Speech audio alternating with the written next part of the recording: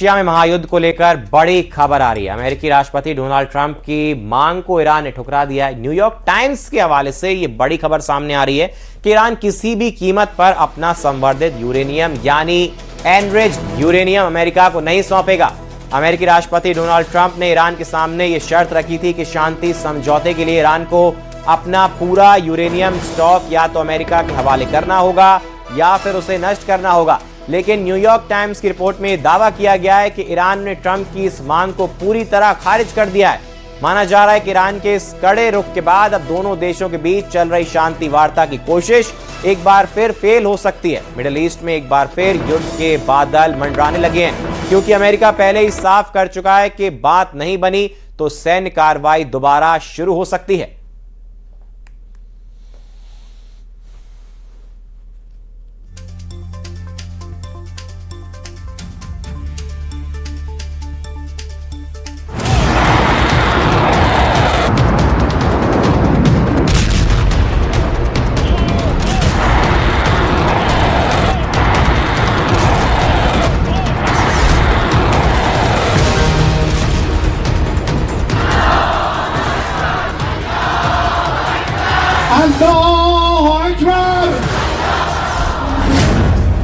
Kuwait में ईरानी हमले का खुलासा, अमेरिकी सेना को भारी नुकसान। ईरान युद्ध और तनाव को लेकर जो हालात इस वक्त चल रहे हैं, उन्हें देखकर लगता नहीं है कि ईरान अमेरिकी शर्तों और ताकत के सामने झुकने वाला है। इंटरनेशनल मीडिया में 2 दिन बाद अमेरिकी अड्डों पर ईरानी हमले से जुड़ी एक ऐसी और जबरदस्त खतरनाक खबर सामने आई जिसने पूरी दुनिया को हैरान कर दिया। अमेरिकी मीडिया ने दावा किया कि ईरान ने 27 और 28 मई को आधी रात में कुवैत में मौजूद अमेरिका के बहुत बड़े सैन्य अड्डे पर भीषण हवाई हमला किया है। अमेरिकी, अरब, इजरायली मीडिया में दावा किया गया कि ईरान ने अपने पश्चिमी इलाके के एक गुप्त मिसाइल अड्डे से फतह 110 बैलिस्टिक मिसाइल से हमला कर दिया। इस रिपोर्ट की फुल डिटेल हम आपको बताने वाले हैं और साथ ही हम आपको ये भी बताएंगे कि ईरान पर हमला करने और ना करने को लेकर के 2 घंटे तक ट्रंप ने जो मीटिंग की थी उसकी डिटेल क्यों नहीं दी जा रही है। दावा तो यहां तक किया जा रहा है कि अब ईरानी जनता भी अमेरिका के खिलाफ तेहरान की सड़कों पर उतर चुकी है। कुल मिलाकर 90 दिन से चल रहा ईरान तनाव अब ऐसे दौर में पहुंच चुका है जहां अब हर हाल में ईरान पर अमेरिका को हमला करना ही पड़ेगा।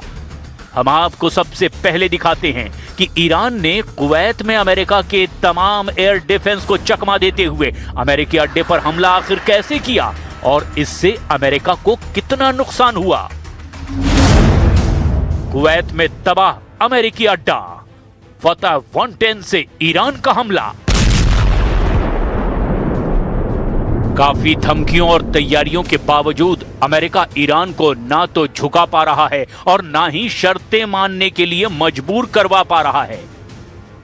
जो खबरें आ रही है उसके मुताबिक अब ट्रंप के सब्र का बांध टूट चुका है और ट्रंप ने दो टूक कह दिया है कि वो ईरान पर हमला हर हाल में करेंगे। सिचुएशन रूम में कमांडरों के साथ मीटिंग और उसके तुरंत बाद हमले के जो दावे किए जा रहे हैं वो स्थिति बेहद विस्फोटक हो चुकी है। इधर अमेरिकी मीडिया ब्लूमबर्ग ने ऐसी रिपोर्ट खुफिया सूत्रों के हवाले से छापी है जिसने पूरी दुनिया को सन्न करके रख दिया है। रिपोर्ट के दावों के मुताबिक कुवैत में ईरान ने अमेरिकी सैन्य बेस अली अल सलेम पर हमला कर दिया है। दावा किया जा रहा है कि ईरान ने अपनी घातक बैलिस्टिक मिसाइल से हमला किया जो काफी हद तक कामयाब रहा है। ब्लूमबर्ग की रिपोर्ट के दावों के मुताबिक कुवैत में तबाह अमेरिकी अड्डा, फतह 110 से ईरान का हमला।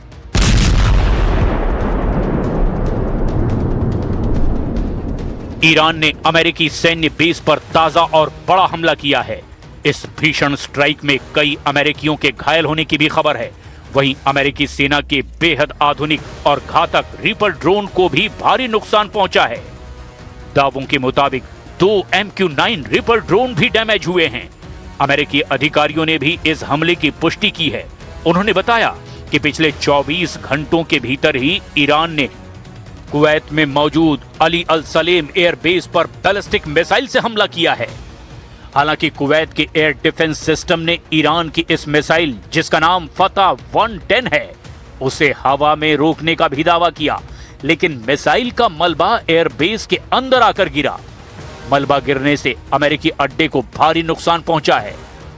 ब्लूमबर्ग ने अपने खुफिया सूत्रों के हवाले से बताया कि भले ही कुवैत एयर डिफेंस ने ईरान के फतह 110 बैलिस्टिक मिसाइल को हवा में ही इंटरसेप्ट कर लिया था, लेकिन उसका भारी मलबा सीधे अली अल सलेम एयरबेस के तकनीकी क्षेत्र पर जाकर गिरा है और इस मलबे की चपेट में आने से अमेरिका के 2 MQ-9 रिपर ड्रोन गंभीर रूप से क्षतिग्रस्त हो गए हैं, जिसमें से एक पूरी तरह से नष्ट हो गया है। रिपोर्ट के मुताबिक $30 मिलियन यानी करीब 250 करोड़ तक है इसकी कीमत। रिपोर्ट में पुष्टि की गई है कि लगभग 5 अमेरिकी सैनिक घायल भी हुए हैं, जिनका बेस पर ही इलाज किया जा रहा है। ब्लूमबर्ग, एसोसिएटेड प्रेस, डॉन और द स्ट्रेट्स टाइम्स ने भी कुवैत के अली अल सलेम एयरबेस पर हुए इस मिसाइल हमले पर बेहद गंभीर रिपोर्ट छापी है। सीज फायर का घोर उल्लंघन। यूएस सेंट्रल कमांड यानी कि सेंटकॉम ने इस हमले को बेहद गंभीर बताते हुए इसे युद्ध विराम का खुला और घोर उल्लंघन करार दिया है। So Iran knows very, very clearly what our expectations are, and that's on the negotiating team to deliver. They're coming in our direction. The talks have been productive. I think they know where it needs to go, and I'm quite confident with our president, who makes nothing but great deals, that ultimately it'll be something he's proud to defend, that ensures that Iran, which everyone knows should not have a nuclear weapon, never does.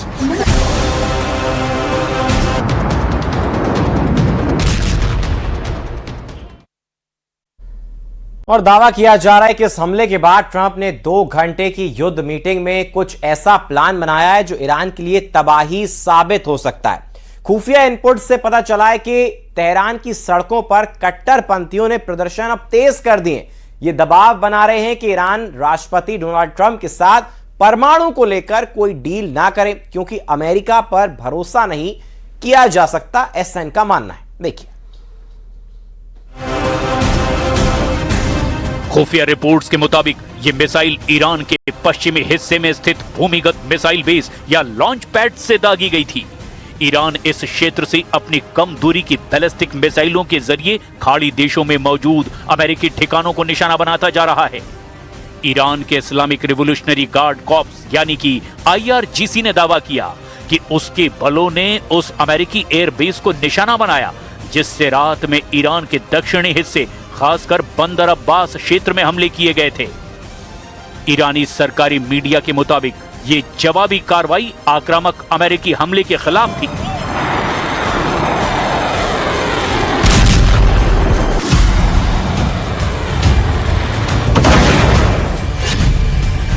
Tehran की सड़कों पर सैलाब, America की तबाही के नारे।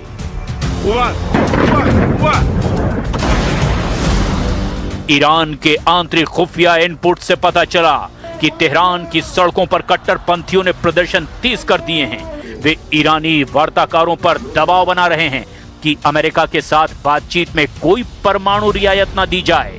इसके साथ ही तेहरान में ईरान के सर्वोच्च नेता के समर्थन में जमा हुए लोगों ने अमेरिकी राष्ट्रपति डोनाल्ड ट्रंप की ईरान के साथ संघर्ष विराम को और बढ़ाने की योजना पर भी संदेह जताया। ईरानी अब कह रहे हैं कि वॉशिंगटन पर भरोसा नहीं किया जा सकता और वो अपने लक्ष्य हासिल करने में नाकाम रहा है, क्योंकि दोनों पक्षों के बीच अभी भी मतभेद बने हुए हैं। ईरान की राजधानी तेहरान के इंगिलाब चौक पर प्रदर्शनकारियों ने इस समझौते पर संदेह जताया।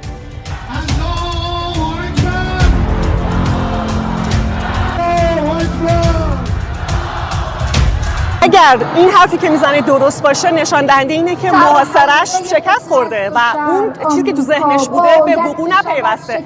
از پس ما نتونست بر بیاد و برای اینکه بیش از این ضایع نشه میگه که ما محاصره رو پایان میدیم. حالا بعد ببینیم چقدر داره درست. اولا که این حرف من نیست، کل دنیا دارن میگن ایشون یه آدم دیوونه احمقیه. رو حرفش ثابت نیست و کاملا آدم دروغگو و پستی هست. هرچی هم میگه چرت و پرته. ما به حرف ایشون اعتنایی نمی‌کنیم، کار خودمون ادامه میدیم. भीषण युद्ध को तैयार ईरान, हॉर्मोज में 30 अड्डे एक्टिव। दूसरी ओर ईरान की सैन्य ताकत और क्षमता को लेकर अमेरिका की खुफिया एजेंसियों ने जो दावा किया है वो बहुत ज्यादा हैरान करने वाला है।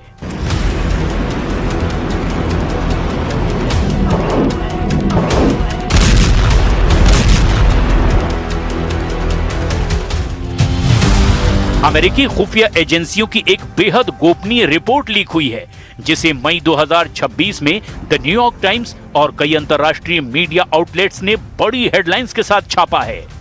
इस लीक हुई रिपोर्ट में ईरान की मिसाइल ताकत और अड्डों और बंकरों को लेकर जो दावे किए गए, उसने ट्रंप को बुरी तरह से चौंका दिया है।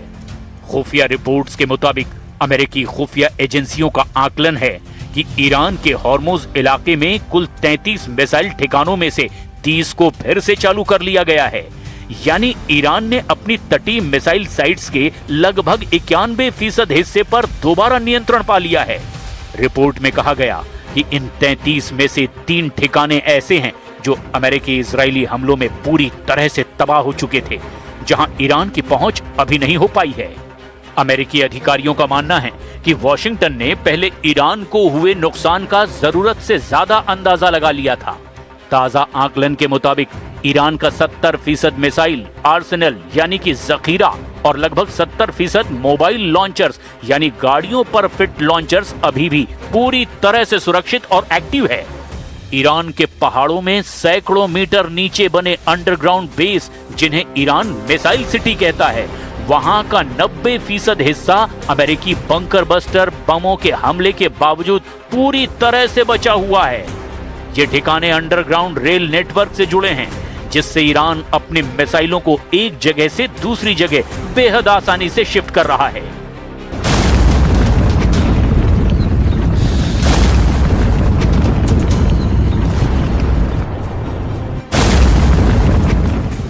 अब ऐसे हालात में देखना होगा क्या ट्रंप 60 दिन तक ईरान पर हमला करते हैं या नहीं, या फिर अगले 60 घंटे में अमेरिका कुछ बहुत बड़ा करता है।